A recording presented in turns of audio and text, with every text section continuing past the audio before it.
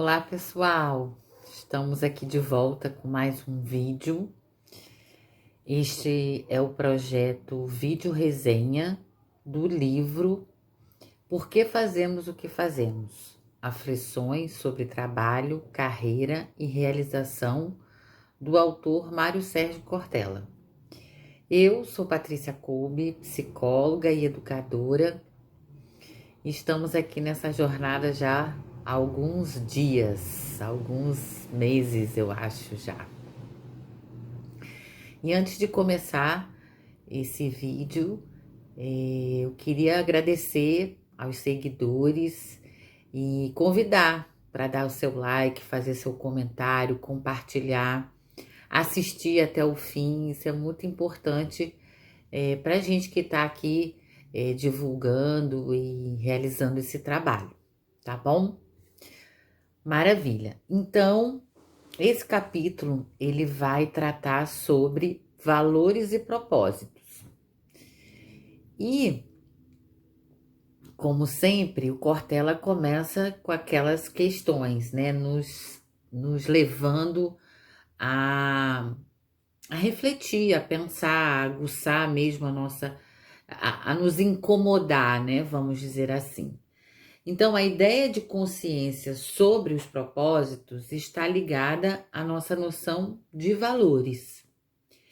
Questões que estão presentes, como, por exemplo, quais são os meus valores? O que vale e o que eu acho que não vale? A minha vida vale e valerá de qualquer modo? É uma vida com ou sem valia? Que valia quero colocar nela? Para que serve essa vida?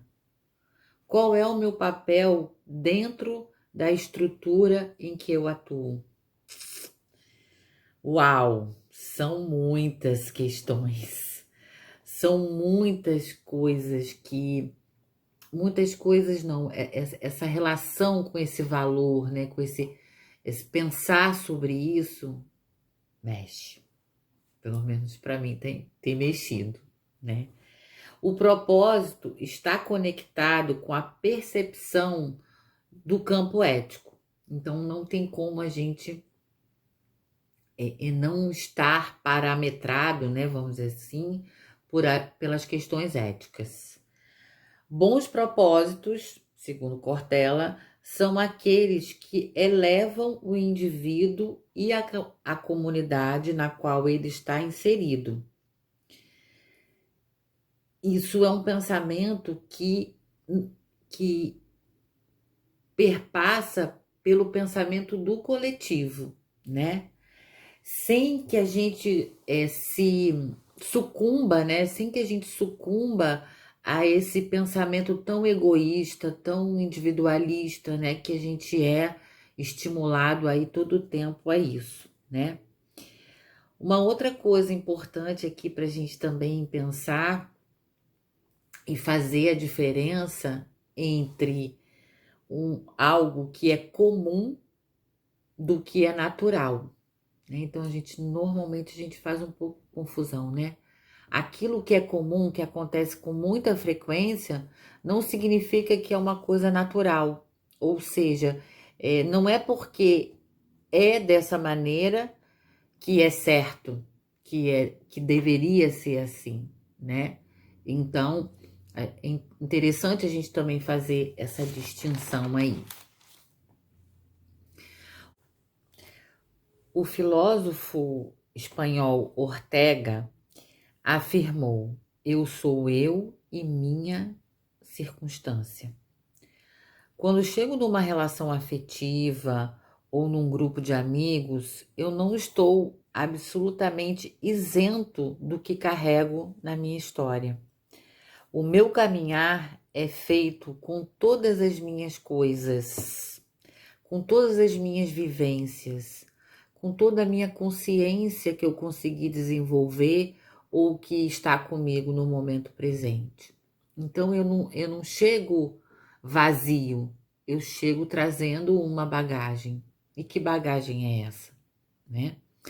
A ética entra nesse circuito porque o propósito da vida coletiva, e não só individual, deveria ser fazer com que a vida fosse melhor para todos e todas. Essa força motriz interna é que muitas vezes faz com que pessoas mudem de atividade profissional ou redirecionem sua carreira. Foi o que aconteceu comigo, por exemplo, né?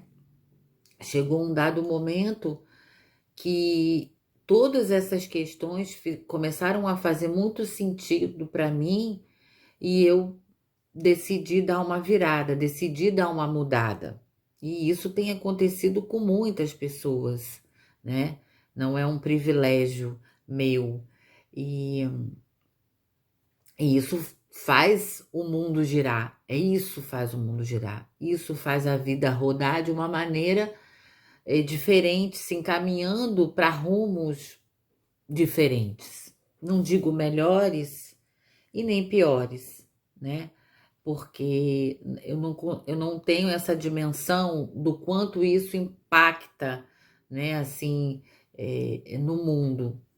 Mas eu posso garantir que no meu entorno, né, assim, nas pessoas próximas, isso, sim, eu posso perceber que gera um impacto. Porque nessa questão também entra um detalhe que é muito importante. A maioria de nós, trabalhadores, a gente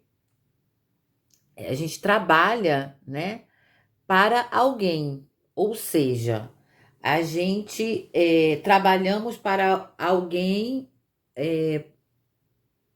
há um meio de produção do qual fazemos parte. E então é que entra a questão que, conflitante muitas vezes. Eu posso estar realizando algo que eu acho muito, que me realiza, que eu acredito, mas por onde eu realizo, ou seja, a instituição, ela não me atende mais. Eu não estou tão identificada com ela. E isso às vezes faz também com que alguns profissionais mudem aí sua rota ou o seu meio, né, de realizar aquilo que ele vem realizando como forma de trabalho. Com o que faço, sim, e entra nesse aspecto também, né? Então, uma divisão, né? Para onde se encaminham muitos profissionais nessa visão de não identificação ou de um certo grau de insatisfação, né? Existe grande parte de pessoas, de profissionais que se encaminham, por exemplo, para o terceiro setor, que são as ONGs, são as instituições que sem fins lucrativos, mas que podem ser um meio de trabalho, né, de subsistência até, né? Então, de modo geral, mesmo com as oscilações da economia, a motivação econômica, ou seja, a questão do dinheiro, deixou de ter exclusividade no mundo do trabalho. Ela foi muito relevante durante séculos e séculos. Nos anos 80 e 90 foi marcado, né, pela motivação de aquisição de bens, né? Então as pessoas queriam um trabalho e um trabalho que elas pudessem ter uma renda, que elas pudessem ter coisas, né? Hoje, muita gente deseja que o trabalho traga satisfação, bens materiais também, mas não seja focado apenas nisso e que não bloqueiem outras frentes. Que o trabalho não impeça que se curta a existência, que se curta a vida. Essa ideia de juntar dinheiro e depois não saber o que fazer com ele é muito bizarra, né? É muito estranha. O que leva um empresário a trabalhar de segunda a segunda, 16 horas por dia, até o final da vida e não desfrutar de um bom almoço, de uma viagem, de dar um mergulho no mar, de poder olhar para a lua? O que leva, né? O dinheiro oferece um nível de gratificação extremamente limitado, né? Ele possibilita muitas realizações, mas se a gente for botar na balança essa relação do quanto você tem que investir de energia, de tempo no trabalho para poder usufruir, talvez essa conta não feche, né? E Cortella diz algo assim que eu super me identifiquei, né? Eu quero fazer coisas que me engrandeçam, para além do acúmulo de patrimônio ou de mera remuneração. Eu quero algo que me permita ser admirado. E isso, assim, num primeiro momento, parece, num primeiro olhar, num primeiro sentir, parece assim muito egóico, né? Muito ego, como se diz. Mas a gente olhando um pouco mais a fundo, tem a ver com legado, tem a ver com fazer algo para que meu filho sinta orgulho, né? E goste de fazer também algo que seja muito significativo para ele, para o mundo, né? Tem a ver com fazer a diferença no mundo, tem a ver com fazer a diferença na vida de pessoas, tem a ver com deixar uma marca, né? A sua marca nesse mundo, nessa passagem. Então, é ligado também à ideia, né, dessa referência positiva.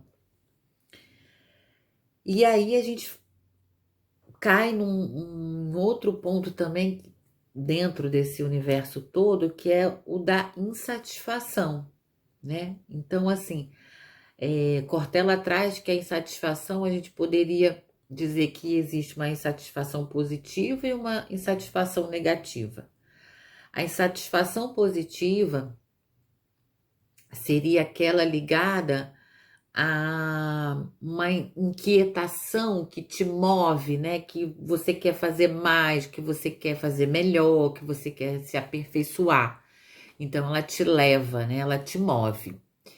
E a insatisfação negativa, ela tá ligada a algo de sofrimento, ele fala de não serenidade. E aí ele traz algo que eu também acho bastante interessante, que ele diz que toda insatisfação necessita de um ponto de serenidade. E o que seria esse ponto de serenidade? Seria um ponto onde você se contenta por aquilo que você tanto buscou e que você conseguiu. Então, esse reconhecimento também, né? Isso é muito interessante.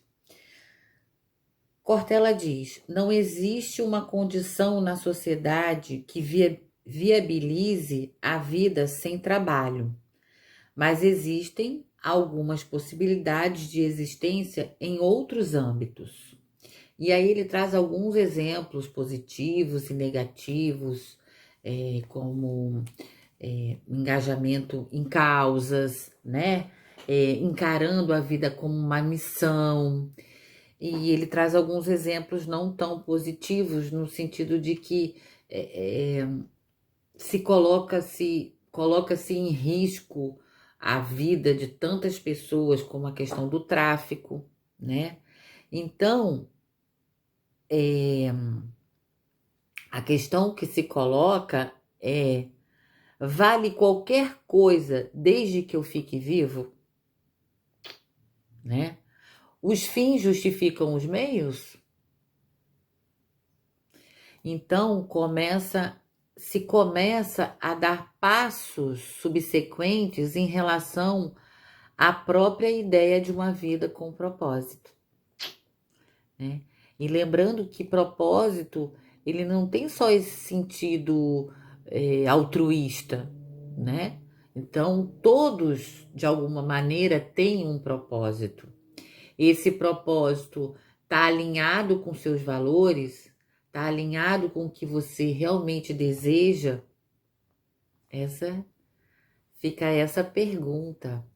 Vamos conversar sobre isso? Espero aqui o comentário de vocês. Um beijo e até a próxima.